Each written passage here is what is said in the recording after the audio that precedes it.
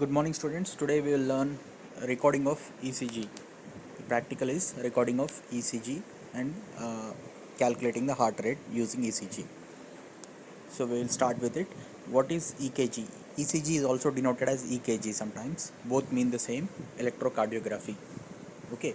The standard one which we use is 12 lead ECG. You might have already knowing the theory part of the ECG. So I will not go in detail with the theoretical aspect of it. So it is only about how to record it and some related aspects. So the electrocardiogram is a representation of the electrical events of the cardiac cycle. Okay, one of the most valuable, frequently used diagnostic tool it is. Why is it so valuable? Is it is non-invasive, right? It is not an invasive thing. It is easy. You just put some leads uh, on the body surface and you take the graph of it, which shows the electrical activity of heart. The ECG displays heart's electrical activity as waveforms. The 12 lead ECG uses a series of electrodes placed on extremities and the chest wall to assess the heart from 12 different views. So basically, in a simplest terminology, it is nothing but observing. It is giving a viewpoint of electrical activity in the heart from 12 different angles, 12 different views. Okay, but that viewpoint is given in the form of electrical activity, waveform. Okay, the electrical activity is converted into waveforms. Okay, that activity is caught upon from 12 different angles in a way to for you to understand. Okay, so this is how observe the diagram. The 12 leads consists of three standard limb leads or bipolar leads, which are called 1 2 3, denoted as the Roman numericals 1 2 3. They utilize three electrodes. These leads form a triangle known as Einthoven's triangle. Okay, three augmented unipolar leads. So the first three are bipolar leads, which are also called standard limb leads, and the another three are called augmented unipolar leads. Okay, which are denoted as small a, AVR, AVL, and AVF. Okay, uh, even it is here, it is mentioned as A and capital V, small a, capital V, and as a subscript as R, L, and F. But it can be mentioned this way or directly small a followed by V capital and R capital also, like that. A V L VL capital also, like that. And these are 3 plus 3 6 is 6 are covered, and the remaining 6 are precordial unipolar leads. These are also unipolar polar leads. And when I say precordial, means just which are standing in front of the anterior to the heart, right? The wording itself, it is self-explanatory.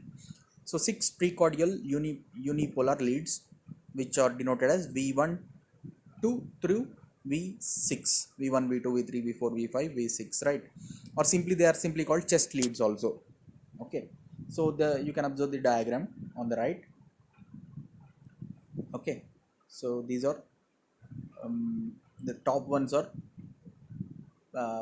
primary, standard limb leads, and the next middle are augmented unipolar limb leads, and the lowermost they are the chest leads. Okay, precordial leads. The equipment required is an ECG machine, a recording paper, it is obviously will be given, um, electrodes, conduction gel. A jelly is applied on the places where these leads are placed. Okay, which acts as a good conductor. That is nothing but conduction jelly. And certain optional things are clippers, alcohol swab, or pad. The apparatus required. The procedure now: preparation of equipment. Place the ECG machine close to the client's bed, um, or a patient or subject, whatever you can use. Place the ECG machine close to the client's bed and plug the cord into the wall outlet or battery operated. Ensure that it is functioning. Okay. Now turn on the machine and input required client information. That is name of the client, name of the uh, name, age, identification things, right? So check that machine settings are standard. Okay, that means nothing customized. They should be standardized. Now step by step standard ECG settings. How it is adjusted. Enter menu button by pressing the knob. EKG, print, setup, exit. Rotate the knob and highlight menu blue light. Then these are all just yeah, the instruction manual of the proper ECG machine. So set up as a standard way. When you select EKG in the menu, you get all these options. So that are being explained. Now then speed you adjust it to 25 millimeter per second and then go to return. These are exactly the manual instructions, step by step manual instructions of how to set up an ECG machine. Okay, so more importantly, how to secure the leads that we will be seeing.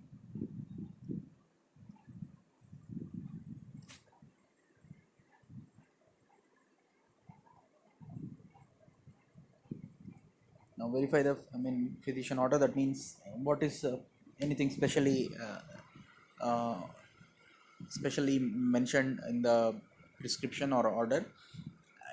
Identify the patient according to, I mean, FH policy. Provide the privacy and explain the procedure to the client. That is a basic thing.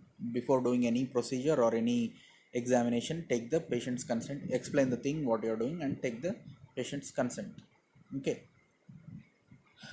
explain that the test records the heart's electrical activity and that it may be repeated at certain intervals. Emphasize that no electrical current will enter the body. Tell that tell the client that the test typically takes about 5 minutes. This may appear a little vague, but it is really important. Assure that people may not be knowing. Assure that there is no, I mean, electric shock or something like that. Some people may be they may be apprehensive. Now perform hand hygiene. Advise the client lies supine position in the center of the bed with arms at his sides. You may raise the head of the bed to promote comfort. Expose the arms and legs and cover the client appropriately. The arms and legs should be relaxed to minimize muscle trembling, which can cause electrical interference. Okay, the arms and legs should be, I mean, they should be outstretched, but should not be tense or something like. They should be in a relaxed position, so that any such tremblings will again cause disturbances in the electrical, I mean, activity. Make sure the feet are not touching the bedboard. It may again interfere with the electrical activity. Okay, select flat, fleshy areas to place the limb lead electrodes. Avoid muscular and bony areas. If the client has an amputated limb, choose a site on the stump. Okay, if an area is excessively hairy, clip it. Clean excess oil or other substances from the skin with alcohol pad to enhance electrode contact. Apply disposable electrodes to the client's wrists and to the medial aspects of the ankle, right, where the places the client's wrists and medial aspects of the ankle. Expose the client's chest. Put a pre-gelled electrode at each electrode position. Okay, if your client is a woman, be sure to place the chest electrodes below the breast tissue. In a large breasted woman, you may need to displace the breast tissue laterally, because to get a better electrical activity. Otherwise, yeah, it may hinder the catching the electrical activity. Now limb lead placement. Connect the lead wires to the electrodes. Okay, the tip of each lead wire is lettered and color coded for easy identification. On the leads itself, they're color coded, and letter is also mentioned, R and L, like that.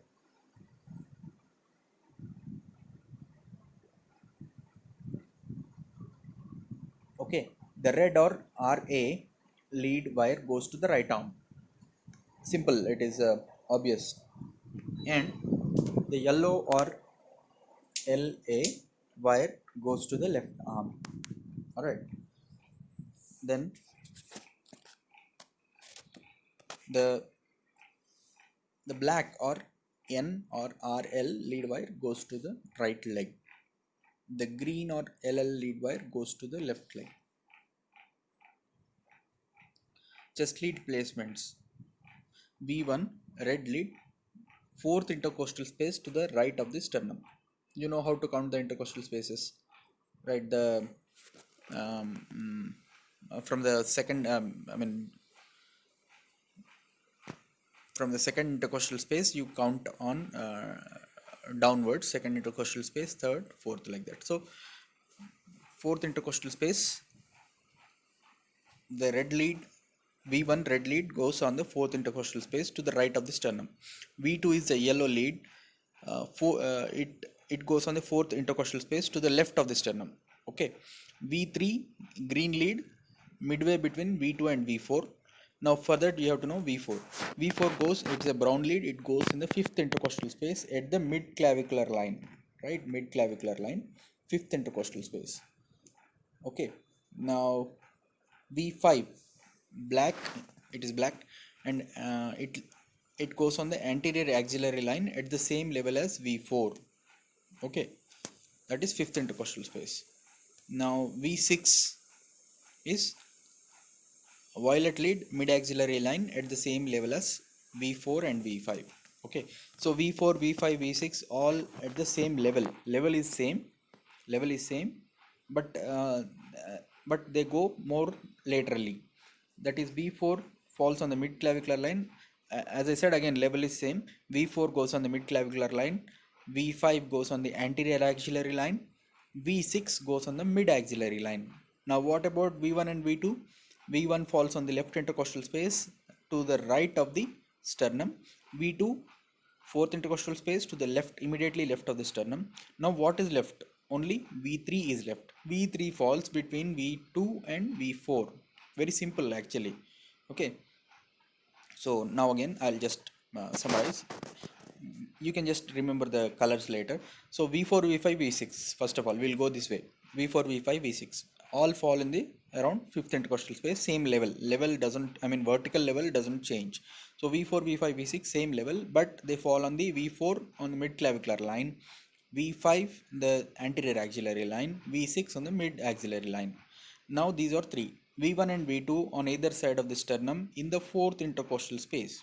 Now what is left? V3 is left. V3 falls on between the exactly between the V2 and V4. That's all. Okay, these are the precordial leads and how they are arranged. Now you be ready to begin the recording. Ask the patient to lie still and not to talk, breathe normally and relax when recording ECG. Machines have a display screen so that you can preview waveforms before machine records them on the paper. Okay. You have a print option. Before going to the graphical print, you can even see on the display. Press the print button, observe the tracing quality.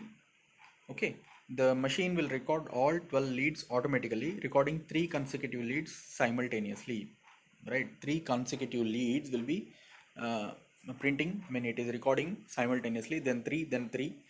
Okay, 3, 3, 6, like that. All will be recorded automatically. You don't need to do anything.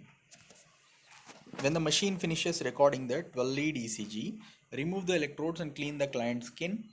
Okay, after disconnecting the lead wires from the electrodes, clean and dry the electrodes as per manufacturer instruction. Assist the client to a comfortable position, ensure the bed is in a low position, remove any remaining equipment and wash your hands. Okay, label ECG recording with patient's name, medical record number, date, time, signature. Document the nurse will document the procedure, right? So most importantly is just first of all connect properly the ECG machine, then comes to limb lead placement. This is the crucial part, and that patient care explanation, taking consent, making sure that the subject is relaxed, and reassuring him or her that no electrical activity occurs with this. It hardly takes 5 minutes. And now coming to placing of the limbs, placing of the limb leads and all the leads. See, the leads are clearly colored and marked as I said already, and it is mentioned here. Okay, red is RA, goes on the right arm. L in the yellow will go to the left arm. That is at the wrist you place, as we already discussed, at the wrist. Okay, now R is over, L is over. Now comes green. In the green, F, it is mentioned, it will go on the left leg, right? and the remaining is black one, that is N, that is neutral. It goes on the right leg. Okay, so you can as well put it on the shoulders, but more commonly, like in on the on in the among the two three figures, it you can see right top right side corner as it is mentioned here, right, R, L, and F. And coming to the, that is the limb leads, right. Now coming to the precordial leads, the position we discussed just now, what are the positions. Okay, you use a check the surface of the body to be clean, and better to take a more fatty area, and the limb leads are placed on the wrists and in the at the near the ankle, right. Now coming to you use a conduction jelly, right, and then the chest leads, as we mentioned the positions, right. So that is after setting up all these things. Now on the machine you can press the start button, and you can see the waveforms on the display itself before going into print. Okay, so once you press the print, the graphical representation will be printed on the graph paper, and all the all the leads will be printed, taken and simultaneously itself. You don't have to again press every time for lead 1, lead 2, lead 3, v1, v2, like that, nothing. All will be taken up at once. So simple, the procedure is very simple. And after getting the graph, you don't forget to write the identification details of, the name of the patient and age, so that it will not be the patient ID or whatever it is. Identification is important, so that it will not be exchanged with other patient or something like that. Okay, so it is very very important. Always remember, identification should be written, mentioned on the ECG. Okay, and so that completes the method of recording the ECG. Okay, now we'll follow it with how to check the heart rate and other certain other aspects related to ECG. Okay, so we'll see certain other aspects related to ECG, or the same way in certain other slides. So an ECG is a recording of waveforms that reflects the electrical activity of the heart, that you know. An ECG is a graphic record um, of the electrical impulses that are generated by depolarization and repolarization of the myocardium, of course, right. So um, actually, more specifically, it is the electrical activity of the heart. More specifically, more accurate is the upper sentence, that is the whatever electrical activity is caught, right, is formed in the heart muscle, cardiac muscle, is caught up by this ECG. The contraction of any muscle is associated with electrical changes called depolarization, and these changes can be detected by electrodes attached to the surface of the body. So this electric current, as the body has fluids which act as good conductors, so this small electric current will travel through the entire body, which we are using here. Okay, that same electrical activity we are uh, taking up, and uh, and and trying to put it on a graphical form. The normal pacemaker site of the heart is SA node. The conductivity of the heart normally follows an electrical pathway from SA node through the interatrial pathway to the AV node, to the bundle of his, down to the bundle branches to the Purkinje fibers. This is nothing but the course of electrical events passing, moving. So same thing in the diagram. SA node, interatrial pathways, and then AV node, then bundle of his, bundle branches, Purkinje fibers. What are the indications where you go for common indications? Common indications where you go for ECG: myocardial infarction and other types of coronary arterial disease, such as angina, cardiac dysrhythmias, cardiac enlargement, electrolyte disturbances, inflammatory diseases of the heart, effects of on the heart by drugs such as antiarrhythmics. So these are major important indications. Okay, and these are not the indications are not limited to these only. These are the major, more common indications. The paper which is the graph paper which is used in the ECG, the graph paper with each small square measuring 1 mm by 1 mm, right? Smallest square is 1 mm by 1 mm. ECG recorders and monitors are standardized at a speed of 25 millimeter per second. Time is measured on the horizontal axis and voltage on the y-axis. This is important. You remember the x-axis on x-axis is time, y-axis shows the voltage. That means the taller the wave, the uh, the electrical activity is more powerful. That is how it is. The magnitude of electrical activity is more if the wave is taller.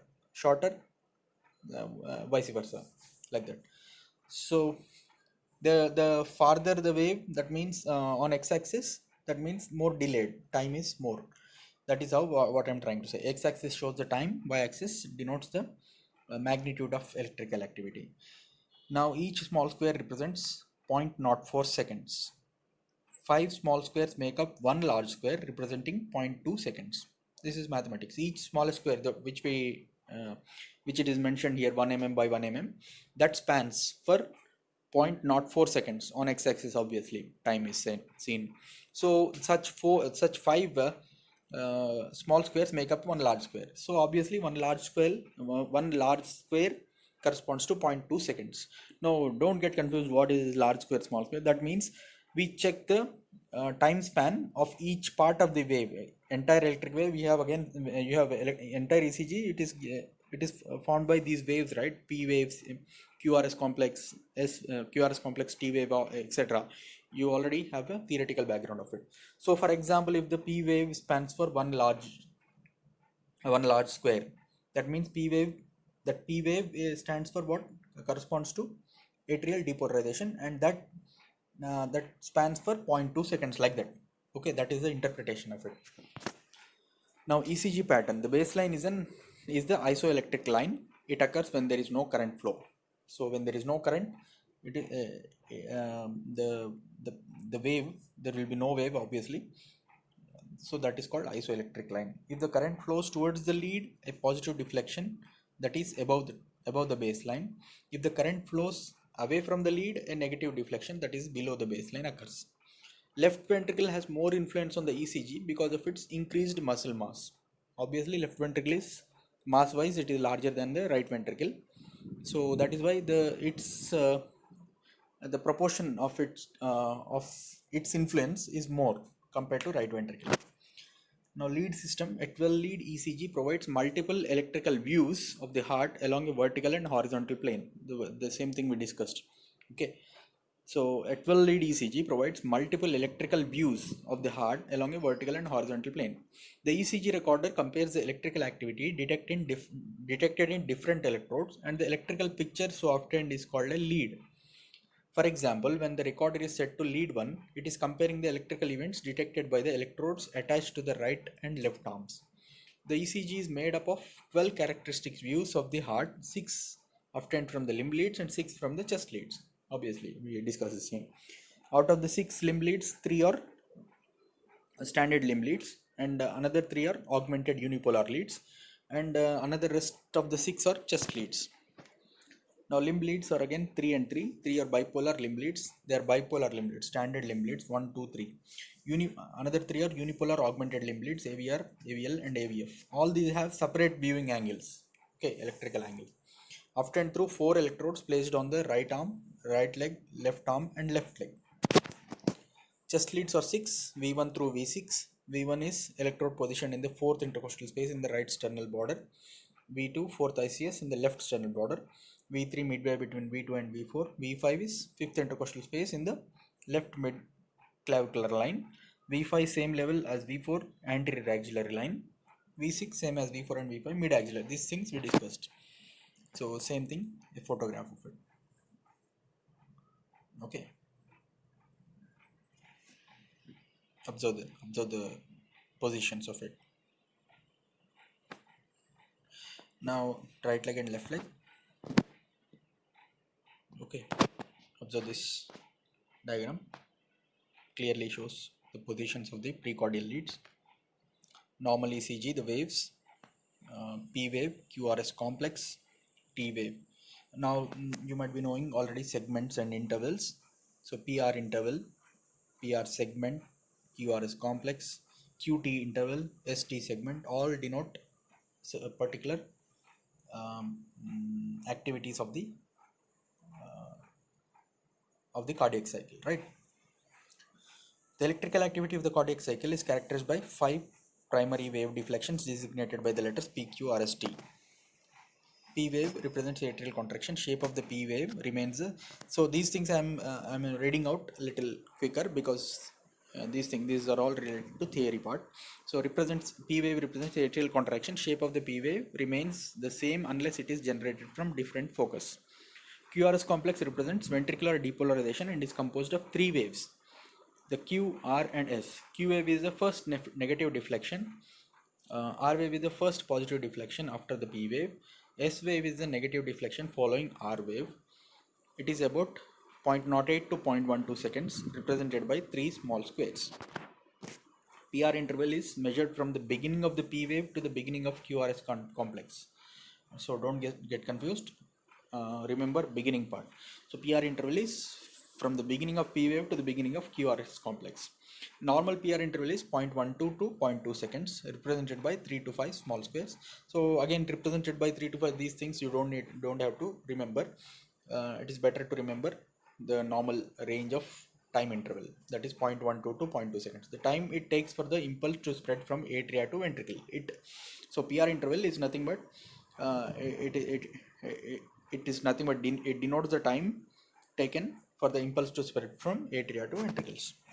ST segment is an isoelectric line representing early ventricular repolarization. Normally it is not elevated greater than 1 mm or depressed greater than 0.5 mm. T wave represents ventricular repolarization, usually positive, rounded, and slightly asymmetric. U wave results from slow repolarization of ventricular Purkinje fibers, more common in lead V3 and in hypokalemia. QT interval represents total time required for ventricular depolarization and repolarization. From the beginning of QRS complex to the end of T wave, remember this, from the beginning of QRS complex to the end of T wave, normal QT interval is 0.36 seconds to 0.45 seconds. A prolonged QT interval may lead to ventricular tachycardia. Prolonged, see ignore the last line, please ignore the last line. Reporting an ECG, description and interpretation. Description includes where depolarization started, presence or absence of P wave, number and shape, whether conduction occurred normally, P wave, number, shape, PR interval, account of QRS complex, shape and duration, description of T waves in different leads. So this is not mandatory, description of each wave, etc. But more important is how to calculate heart rate using an ECG recording. So this is also very important. As per the speed of paper, 1 minute is equal to 1500 small squares or 300 big squares. Okay, so 1 minute, if you calculate it, it comes to, that is 60 seconds come to 1500 small squares or 300 big squares, right? Because 5 small squares makes 1 big square, so 1500 small squares or 300 big squares denotes 1 minute. So heart rate is calculated by 1500 divided by number of small squares in 1 RR interval. So 1 RR interval you can take it as 2 the span between 2 heartbeats, right? 2 cardiac cycles. Okay, so number of small squares in 1 RR interval you count it, okay, which will occupy the denominator, and numerator is 1500, that gives the heart rate. Or if you can count it in big squares, it will be 300 by number of big squares, but the more precise thing is 1500 by number of small squares in 1 RR interval. Okay, so 1500 by RR interval, you remember like that. So what is RR interval again? RR interval, the number of small squares spanning this 1 RR interval, you count it. Okay, so like that. For example, the RR interval is the RR interval, the number of small squares you have calculated it as, counted it as 15, for example. Okay, so the heart rate will be 100, like that.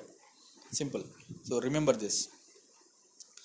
Now rhythm, whether the waves are repeated at regular intervals in consecutive beats, usually normal sinus rhythm. P wave, these are descriptions of all aspects of ECG.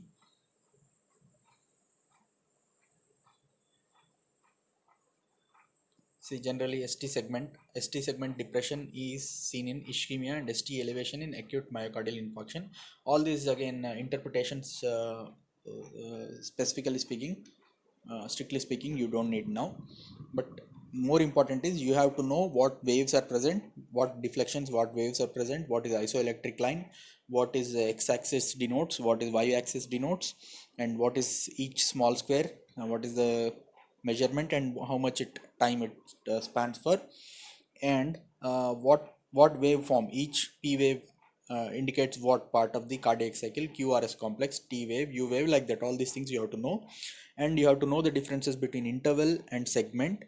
And then again, what is pr interval, what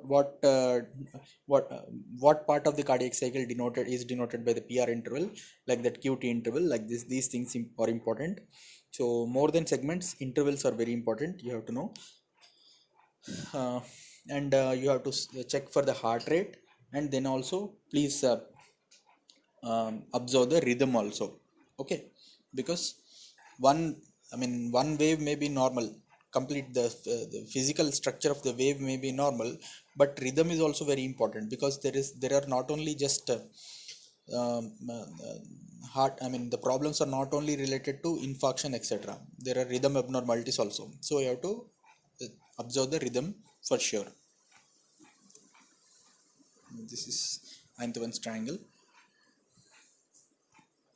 We can identify the side or wall of the heart affected by identifying the changes in the particular. This is a very important and a rather rough estimate of which leads the abnormalities in these leads correspond to this part of abnormality in this part of the heart. We can come to a gross assessment, like for example anterior wall. If there are certain changes in anterior, if there are certain changes you see in V2, V3 and V4 leads, for example, and not much in other leads, then the pathology or the abnormality, you can come to a conclusion, rough conclusion, that they are related to anterior wall of the heart.